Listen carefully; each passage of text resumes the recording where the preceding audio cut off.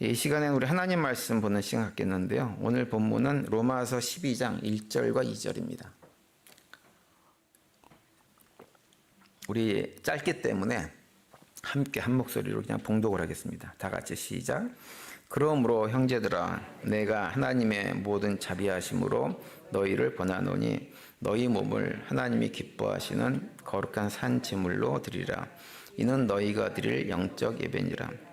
너희는 이 세대를 본받지 말고 오직 마음을 새롭게 함으로 변화를 받아 하나님의 선하시고 기뻐하시고 온전하신 뜻이 무엇인지 분별하도록 하라. 아멘. 예, 이 말씀 가지고 오늘은 예배로부터 시작되는 감사라는 제목으로 함께 말씀을 나누겠습니다. 우리가 매주일 이제 예배당에 와가지고 이렇게 주일날 예배를 드리는데요. 우리 교회 성도님들은 주일날 예배당에 와서 예배를 드리면서 어떤 마음으로 교회로 오시나요? 어떤 마음을 가지고 이 예배당에 들어오세요? 특별히 오늘은 어떠셨습니까? 어떤 기대감 같은 것들이 마음에 있으셨는지 좀 궁금합니다. 제가 이렇게 물어보면 어떤 분들은 그렇게 대답할 수 있어요. 주일이라서 그냥 왔습니다. 이렇게 얘기하는 분도 있을 수 있고, 안 오면 좀 불편할 것 같아서 왔습니다. 이렇게 얘기하는 분도 있을 거예요. 또 어떤 분들은 제가 공부하면서 물어보니까 또 그렇게도 얘기하더라고요. 습관처럼 그냥 오신대요. 주일날 되면 당연히 와야 될 것 같아서 오신다고 또 얘기도 하시는 분들이 계셨어요. 그런데 사실은 이제 그런 마음이, 그런 대답이 우리 마음속에 있다고 해서 그 대답에 대해서 어떻게 예배를 그런 식으로 참석을 해? 라고 얘기를 할 수가 사실은 없습니다. 왜냐하면 그런 생각들이 사실은 굉장히 솔직한 생각들이에요.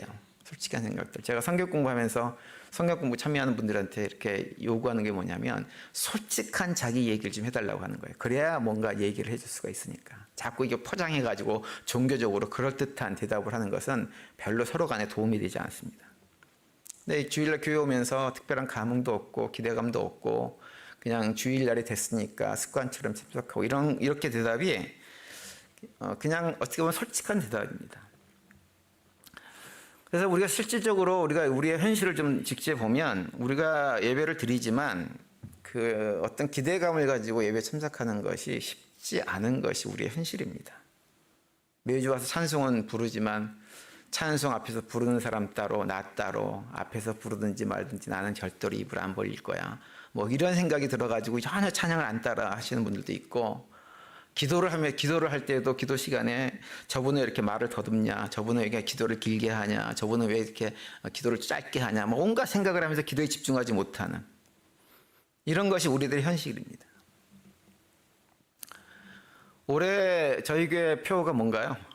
그리스도 안에서 감사함이 넘치는 교회가 우리 교회 표예요. 여러분, 그런데 우리가 감사함이 넘치는 교회가 되기 위해서는요, 가장 먼저 감사함이 넘치는 자리가 있습니다. 그곳이 먼저 감사함이 넘쳐야 다른 것이 가능해지는 자리가 있어요. 그 어디일까요? 예배의 자리가 바로 그 자리예요.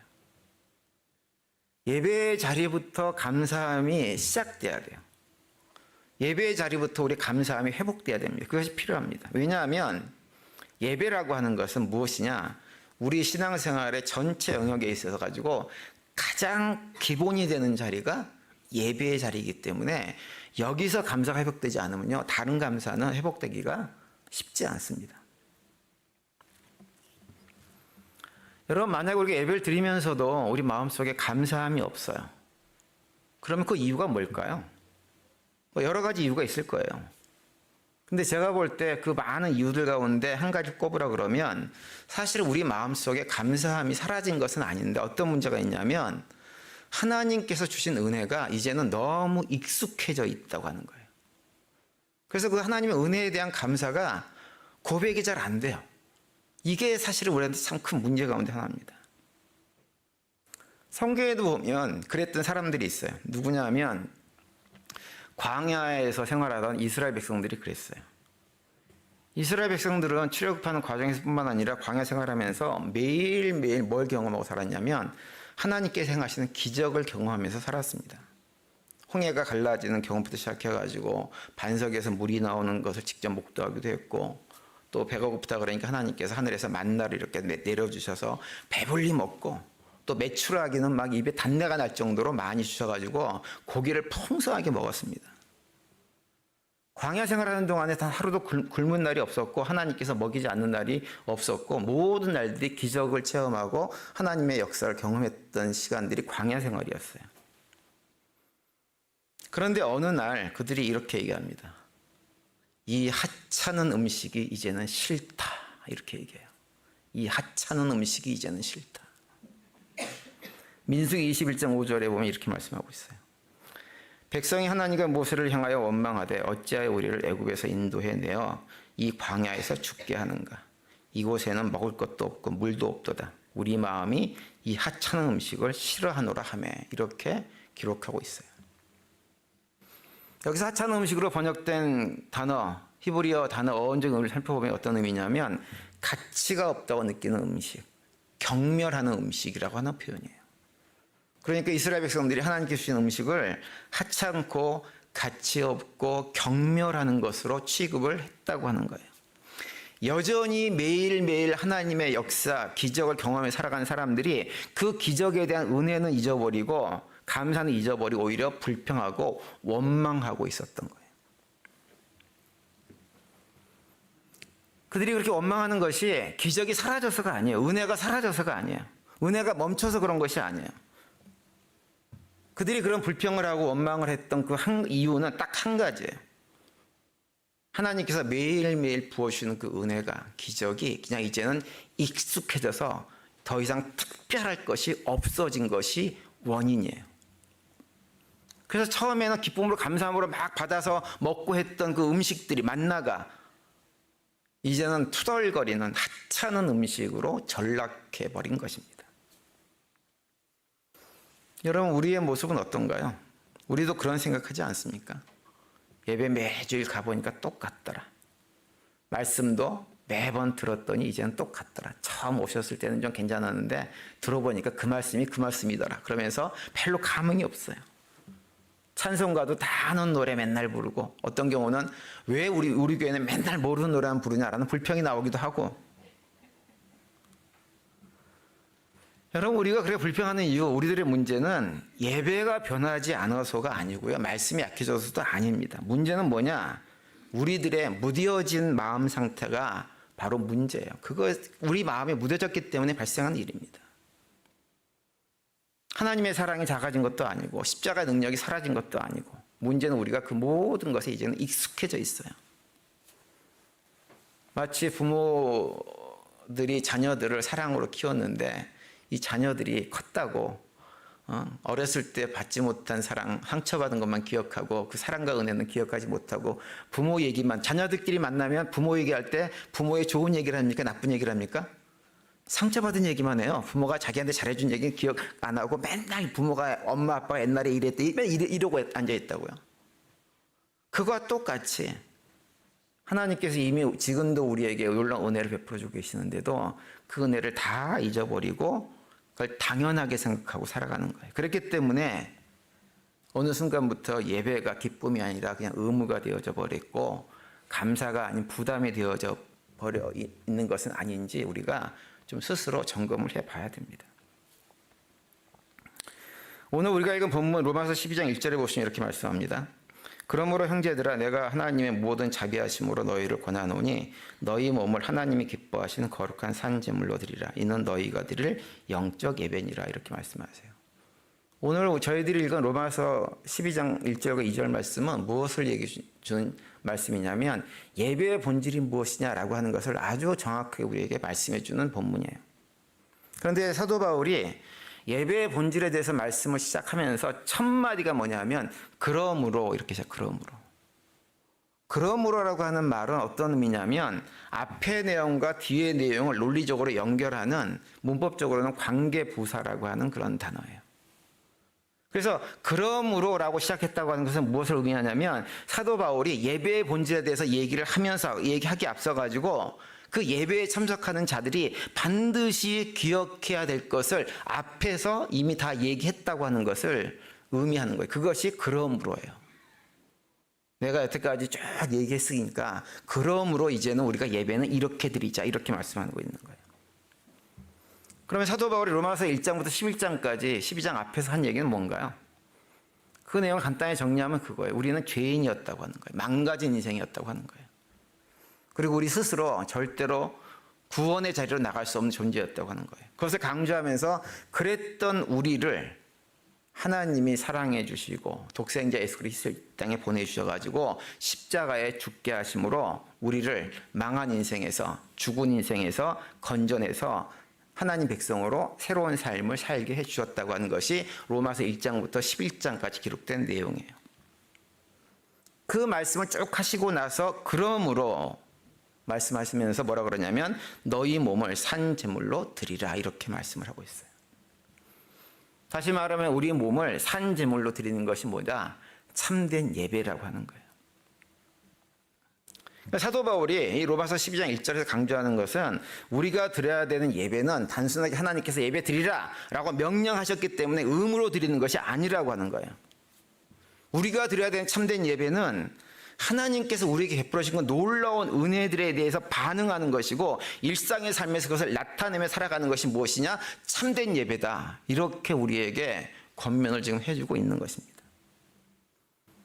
이것이 예배자들에게 굉장히 중요한 자세예요. 우리의 예배가 은혜의 예배가 되기 위해서 가장 기본이 되는 것이 바로 이것입니다. 그런데 우리가 하나님께로부터 받은 그 은혜를 보지 못하고 그 은혜를 잊어버리면 그 순간부터 예배는 뭐가 되느냐? 짐이 되는 거예요. 의미가 없는 것이 되어져요. 그냥 하찮은 것이 되어질 수도 있습니다. 그리고 그 은혜를 잊어버리면 우리가 하는 모든 헌신과 봉사는요, 다 뭐가 되냐면 그냥 종교 행위에 불과하게 되어집니다. 그리고 그 모든 것들이 종교 행위가 되는 순간 우리도 광야의 이스라엘 백성들이 말하는 것처럼 이 예배가 지겹다, 예배가 부담스럽다 이렇게 반응을 하게 돼 있어요. 예배를 하찮게 여기게 되어지는 거죠. 많은 분들이 그런 얘기 합니다. 삶이 너무 힘들다. 기도해도 달라지는 것이 없다. 예배당에 와도 예배드리고 찬송을 부르면서도 마음속에는 늘 삶의 문제들로 가득 차서 걱정, 의심이 너무 많다. 그러면서 내 문제는 언제 끝나나? 나는 왜 이렇게 힘든가? 하나님은 정말 살아계신가? 그분이 살아계시다면 내 삶을 왜 이렇게 놔두시는가? 이런 생각들로 끌려다닙니다. 그러면서 마음속에 제가 지난 6주, 오늘이 7주째인데요. 7주 동안의 감사의 얘기를 쭉 드렸지만 목사님 감사 얘기 좀 그만하세요 라고 하는 마음도 마음에 생길 수도 있어요. 그런 마음을 가지고 있는 분도 계실지 모릅니다.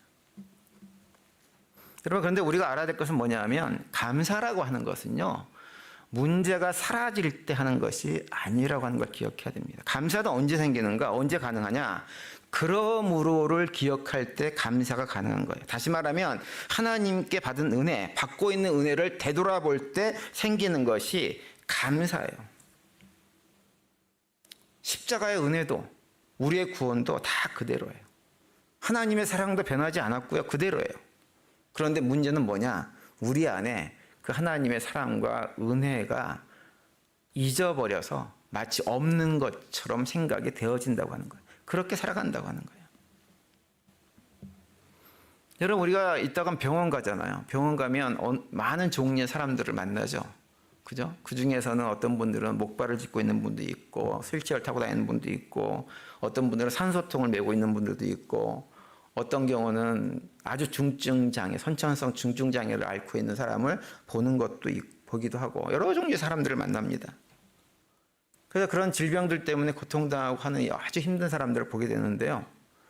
그런데 여기 계신 분들 병원 갔다가 돌아오시면서 어떤 생각하세요?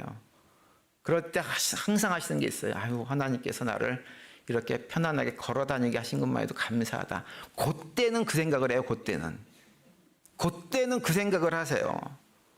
내가 이렇게 편하게 숨 쉬는 것도 정말 감사하다. 그때는 그런 생각을 해요. 그런데 그때 갔다 오고 나면 다시 잊어버립니다. 숨 쉬는 것도 감사하지 않고, 걸어다니는 것도 감사하지 않고, 함께 모여서 예배할 수 있는 것도 감사하지 않게 되어져요. 왜 감사하지 못하느냐? 우린 당연하게 그걸 하고 있기 때문에 그런 거예요. 그 당연함이 놀라운 은혜고 감사인데도 당연하고 하다고 하는 것 때문에 감사를 잊어버려요. 여러분, 우리의 삶에는요, 감사할 조건이 사라진 게 아니에요. 사라지지 않았어요. 여전히 우리 가운데 있어요. 다만 문제는 뭐냐? 우리가 그것을 깨닫고 있지 못하고 있는 것뿐입니다. 그래서 예배란 무엇이냐? 그것을 다시 되돌아보는 거예요. 되돌아보는 거. 우리가 얼마나 하나님께 받은 은혜가 많은지, 하나님의 기적이 여전히 내 삶 속에서 어떻게 작동하는지를 재확인하는 자리가 예배의 자리예요. 그래서 시편 기자는 시편 103편 2절에서 이렇게 선포합니다. 내 영혼아 여호와를 송축하며 그의 모든 은택을 잊지 말지어다. 이렇게 말씀하세요. 여기서 여호와를 송축한다는 말은 달리 말하면 예배드리라고 하는 말이에요. 예배. 그런데 예배가 참된 예배가 되려면 어떻게 되냐? 하나님께서 우리에게 주신 그 은택을 잊지 않고 감사하는 자리가 될 때 그 예배 자리가 참된 예배 자리가 되는 거예요. 전 우리 교회 성도님들이 매주일 예배당에 나와서 예배를 드릴 때마다 하나님께서 베풀어 주신 그 은혜를 깊이 묵상하는 가운데 그것을 깊이 감사할 수 있는 그런 시간들이 반복되는 매주가 될 수 있게 되기를 간절히 바랍니다. 그래서 그 하나님을 매주 새롭게 만나고 매주 새롭게 확인하세요. 그럴 때 우리 마음속에 잊혀졌던 감사도 회복되어지고 은혜도 회복되어지고 신앙생활하는 것이 예배드리는 것이 재미있게 되어진 역사가 일어나게 될 것입니다. 그런데 이제 여기서 우리가 한 가지 더 기억하고 붙잡아야 될 것이 있는데 그것은 뭐냐 하면 우리가 예배 가운데 가지는 우리의 감사의 고백은요 단순하게 주일 예배 안에서만 국한된 것은 아니라고 하는 거예요. 참된 예배는 뭐냐? 오늘 본문에서 얘기하는 건 뭐냐면요 주일날 예배당에 나와서 드려지는 예배만이 참된 예배가 아니고 예배가 끝나고 일상의 삶으로 돌아가서도 하나님께 주신 은혜를 기억하고 감사하면서 하나님의 뜻에 맞는 삶을 살아내는 것이 참된 예배라고 하는 거예요. 그래서 오늘 본문 로마서 12장 1절 끝에 보면 어떤 표현을 하고 있냐면 너희 몸을 하나님이 기뻐하시는 거룩한 산제물로 드리라. 이는 너희가 드릴 영적 예배니라. 이렇게 말씀을 하세요. 여기서 몸이라고 번역된 단어는 예전에 제가 한번 설명을 드렸는데 소마라고 하는 단어예요. 그런데 이 소마라는 단어는 뭐냐면 우리의 육체를 말하는 게 아니에요. 소마는 어떤 단어냐면 우리가 육체를 가지고 살아가는 삶 전체를 얘기하는 것이 소마란 단어예요. 그러니까 너희 몸을 하나님이 기뻐하시는 거룩한 산제물로 드리라고 하는 말씀은 뭐냐면 우리의 삶, 우리의 인생 전체를 하나님께서 기뻐하시는 거룩한 산제물로 드리라고 하는 거죠. 그렇게 사는 것이 무엇이냐? 참된 예배자의 삶이라고 하는 거예요. 그러면서 2절에 가면 그렇게 참된 예배를 드리는 삶이 구체적으로 무엇인지를 우리한테 설명을 해줍니다. 2절을 보면 이렇게 되어 있어요. 너희는 이 세대를 본받지 말고 오직 마음을 새롭게 함으로 변화를 받아 하나님의 선하시고 기뻐하시고 온전하신 뜻이 무엇인지 분별하도록 하라. 이렇게 말씀합니다. 이 세대를 본받지 말라고 하는 것은 다시 말하면 세상 사람들, 하나님을 모르고 하나님의 은혜를 경험해보지 못한 사람들의 그 마음을 본받아 살지 말라고 하는 거예요. 은혜를 모르기 때문에 뭐도 없어요. 감사도 모르고 살아갑니다. 감사를 한다고 해봐야 어떤 걸 감사하냐면 그저 자기에게 조금 인간적으로 잘해주는 사람들을 기억하고 감사하는 그 정도의 수준 외에는 감사하지 못하는데 그러한 세상 사람들의 그런 모습을 닮아서 살아가지 말라고 하는 거예요. 그러면서 하시는 말씀이 뭐냐면 오직 마음을 새롭게 함으로 변화를 받아 하나님의 선하시고 기뻐하시고 온전하신 뜻이 무엇인지를 분별하고 살아가는 것, 그것이 무엇이냐? 하나님이 우리를 향한 뜻이라고 하는 거예요. 여러분, 하나님께서 우리를 향하신 뜻이 뭔가요? 우리가 어떻게 살기를 원하시나요? 어떤 삶을 살기를 원하세요? 범사에 감사하는 삶을 살기를 원하세요. 지난번에 살펴봤던 데살로니가전서 5장 18절에 보면 이렇게 말씀하고 있죠. 범사에 감사하라. 이것이 그리스도 예수 안에서 너희를 향하신 하나님의 뜻이니라. 이렇게 말씀을 합니다. 하나님은 우리가 범사에 일상의 삶의 자리에서 감사하는 삶을 살기를 원하세요. 그 말씀을 달리 되새겨보면 어떤 의미냐면 우리가 어떤 환경과 상황 가운데 처해 있든지 상관없이 하나님께서 우리에게 베풀어 주신 그 은혜, 과거에 베풀으신 은혜, 현재 베풀고 계신 은혜, 앞으로 베풀으실 은혜를 기억하며 살라고 하는 거예요. 그 은혜를 기억하며 살 때 우리는 감사한, 범사에 감사하는 삶을 살 수가 있게 되는 것입니다. 하나님은 우리가 예배당에서만 감사하는 삶을 살기를 원하지 않으세요. 매주일 예배 드리면서 주일날 예배 가운데서 주신 은혜를 다시 한 번째 확인하고 그 은혜를 감사하는 삶이 회복되어지면 이제는 그 회복이 예배당 안에만 머물러 있는 것이 아니라 친교실까지 연결되어지고 친교실에서 파킹장으로 연결되어지고 파킹장에서 어디로? 가정으로, 주중에 가정으로 다 연결돼 직장 사업장으로 연결되어져서 일상의 삶으로 확장되기를 원하세요. 그래서 실제 삶의 자리에서 우리의 삶이 감사가 넘치는 복된 자리로 회복되기를 하나님께서는 원하시는 거예요. 혹시 우리 가운데 나는 일상의 삶이 매일매일 불평과 원망으로 충만한 삶이 됐으면 좋겠어 라고 생각하시는 분들이 계세요? 아무도 안 계시죠? 하나님께서 원하시는 건 뭐냐면 우리가 일상에 살면서 감사함이 넘치는 삶을 살기를 원하세요. 그런 복된 삶을 살기를 원하신단 말이에요. 그렇게 감사함이 넘치는 가운데 가족에게 하는 말이 달라지고 불평하는 말에서 감사하는 말로 달라지고 직장 생활하면서도 직장 생활하는 사람들과 대화나 관계가 달라지고 이런저런 어려움을 경험한 상황 속에서도 세상 사람들이 보이는 그런 불평과 원망하는 태도가 아니라 다른 반응으로 감사하는 반응으로 보이면서 세상 사람들 근본적으로 다른 삶을 살아내기를 하나님께서 우리에게 원하세요. 그래서 감사하라고 하는 것은 단순하게 명령이 아니에요. 그것은 뭐냐? 우리의 삶이 아름답게 회복되기를 원하시는 하나님의 마음이 감사하라고 하는 명령의 의미입니다. 여러분, 참된 감사라고 하는 것은 감사하고 사세요, 불평하지 마세요, 믿음으로 사세요 라고 같은 명령으로 우리에게 발생되어지는 것이 아니에요. 참된 감사는 언제 우리에게 일어나느냐? 하나님께서 베푸신 은혜를 재확인할 때, 그걸 고백할 때 생겨지는 것이 감사예요. 그래서 올해 우리 교회 표현은 이렇게 말할 수도 있어요. 감사하려고 애쓰는 교회가 아니라 감사할 이유를 다시 발견하는 교회라고 달리 얘기할 수도 있는 것입니다. 여러분, 제가 서두에서 말씀드린 이스라엘 백성들이 광야에서 불평한 이유가 뭔가요? 그들은 하나님의 은혜가 사라져서가 아니라 그 은혜를 기억하지 않았기 때문에 그런 거예요. 그래서 하나님이 이스라엘 백성들에게 뭐라고 권면하냐면 그것을 기억하라고 계속 말씀하세요. 신명기 8장 2절로 보면 이렇게 말씀합니다. 내 하나님 여호와께서 이 40년 동안 너를 광야의 길로 인도하신 것을 기억하라 이렇게 말씀하세요. 광야의 길로 인도하셨다고 하는 것을 기억하라고 하는 것은 광야 생활 가운데 하나님께서 베풀으신 놀라운 은혜의 순간들을 잊지 말고 반복해서 기억하라고 하는 거예요. 하나님은 이스라엘 백성들의 문제를 해결하시기 전에 먼저 그들의 기억을, 그들이 받은 은혜에 대한 기억을 회복시키시기를 원하셨어요. 그것은 오늘날 우리들에게도 마찬가지예요. 그래서 우리가 매 주일마다 드리는 예배 자리에서 해야 될 것은 뭐냐? 단순하게 찬송 부르고 뭐 설교 말씀 듣고 하는 자리가 아니라 하나님의 은혜를 다시 한번 떠올리는 거예요. 그것을 떠올리고 회복하는 것이 무엇이냐? 예배의 자리입니다. 내가 어떻게 여기까지 왔는가? 내가 어떻게 구원받았는가? 하나님께서 지난 삶 가운데서 나를 어떻게 안전하게 지키고 보호해 주셨는가? 내가 어떻게 큰 병 걸리지 않고 건강한 모습으로 지금까지 살고 있는가? 그리고 여전히 나를 붙들고 계신 분이 누구인가? 이런 것들을 묵상하면서 기억하는 자리가 바로 예배의 자리예요. 그래서 예배라고 하는 건 습관으로 되는 것이 아니라 무엇이냐면 기억의 영적 싸움이다. 이렇게도 얘기하는 분이 계세요. 굉장히 멋있는 표현 아니에요? 기억의 영적 싸움. 우리는 자꾸 잊어버리거든요. 하나님의 은혜를 잊어버리는 아주 습관이 있어요. 그래서 우리가 영적 싸움을 해야 돼요. 하나님의 은혜를 기억한 영적 싸움을.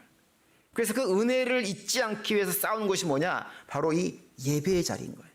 그 싸움을 하러 여기에 지금 나와 계신 거란 말이에요. 그래서 그 싸움을 통해서 다시 영적 은혜를 기억하고 하나님 주신 베풀어 은혜를 기억하고 감사를 회복하는 자리, 그 자리가 바로 예배의 자리입니다.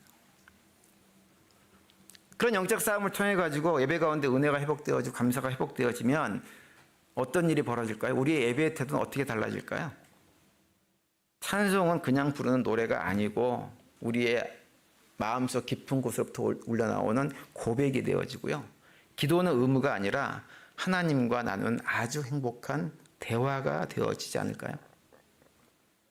또 우리가 주일날 이런저런 봉사 헌신하는 것은 그냥 더 이상 부담이 아니라 기쁨이 되어질 것입니다. 그리고 주일 예배가 예배로 끝나는 것이 아니라 새로운 한 주간을 출발하는 출발점, 힘을 얻고 새롭게 출발하는 감사의 고백으로 충만한 삶을 위한 새로운 출발점이 아마 되어질 것입니다. 예배가 그렇게 되어지면 우리는 어떻게 되느냐? 지난주하고는 또 다른 삶을 살 수가 있게 되어지는 거예요. 오늘 보면 로마서 12장 2절에서 말씀하고 있는 대로 이 세대를 본받지 말고라고 말씀하신 것처럼 세상 사람들과는 다른 삶을 계속 유지해서 살아갈 수가 있게 되어집니다. 세상 사람들은 말씀드린 대로 조금만 불편하면, 조금만 손해보면 원망하고 불평하고 욕하고 싸우고 하지만 하나님의 사람들은 하나님의 은혜를 기억하기 때문에 좀 불편해도 좀 손해를 봐도 그것에 개의치 않고 감사하고 감사로 반응하며 삶을 살아가는 것입니다. 그러한 새로운 삶의 출발점이 무엇이냐? 바로 우리가 주일마다 드리는 예배인 거예요. 말씀 마치겠는데요. 여러분, 은혜를 잊어버리고 드리는 예배 이후에 감사의 삶은 회복되지 않습니다. 은혜를 다시 돌아보는 예배 이후에 감사의 삶이 흘러넘치게 되어져 있는 거예요. 그렇기 때문에 우리 교회 성도님들은 예배를 드릴 때마다 하나님께서 우리에게 베푸셨던 그 복과 은혜들을 매주일 계수해보는 시간들을 갖게 되길 바랍니다. 여러분, 주일날 일찍 오셔가지고 기도하신 분들 계시는데요. 그 기도할 때마다 지난 한 주간 동안 내가 힘들었던 거, 어려웠던 것들을, 답답했던 것들을 내어놓는 기도만 하시지 마시고 그 기도하는 가운데 뭘 하시냐면 한 주간 동안 주님께서 베풀으신 은혜들을 한번 세워보세요. 하나, 둘. 그 은혜들을 기억하고 예배를 참석하는 것과 힘들고 어려웠던 것을 쏟아내고 예배를 참석하는 것과 아마 많이 달라질 거예요. 그러면 우리의 예배가 새로운 감사의 출발점으로 회복될 수 있을 것입니다. 이번 한 주간도 그런 고백 가운데 믿음으로 승리하시면서 우리의 모든 성도님들이 주님께 주신 참된 평강과 기쁨이 회복되어지는 복된 한 주간이 될 수 있게 되기를 간절히 축원을 드립니다.